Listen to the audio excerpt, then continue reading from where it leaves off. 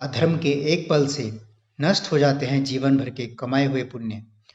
जब श्री कृष्ण महाभारत के युद्ध के बाद लौटे तो रुक्मणी ने रोष में उनसे पूछा, युद्ध में सब ठीक था, लेकिन उन्होंने द्रोणाचार्य और भीष्म पितामह जैसे धर्मपरायण लोगों के वध में क्यों साथ दिया?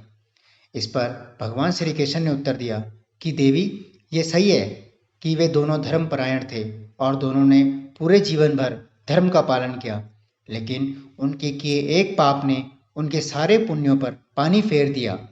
ये सुनकर रुक्मणी चौंक गई और पूछा कि उन दोनों ने कौन से पाप किए थे। श्री कृष्ण ने कहा, जब भरी सभा में द्रौपदी का चीरहरण हो रहा था तब ये दोनों भी वहां उपस्थित थे और बड़े होने के नाते ये दुशासन को ऐसा ना करने की आज्ञा दे सकते थे, किंतु दोनों ही उस वक्त चुप रहे और अनजाने में ही अधर्म का साथ दिया।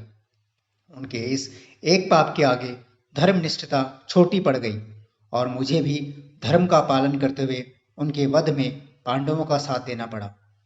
इसके बाद रुक्मणी ने श्री कृष्ण से पूछा कि उन्होंने कर्ण के वध में क्यों साथ दिया, जबकि वह तो अपनी दानवीरता के लिए प्रसिद्ध था।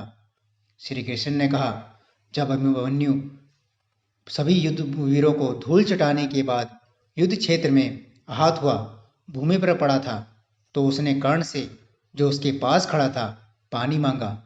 कर्ण जहाँ खड़ा था उसके पास पानी का एक गड्ढा था, किंतु कर्ण ने मरते हुए अभिमन्यु को पानी नहीं दिया, इसलिए उसका जीवन भर दानवीरता से कमाया हुआ पुण्य नष्ट हो गया।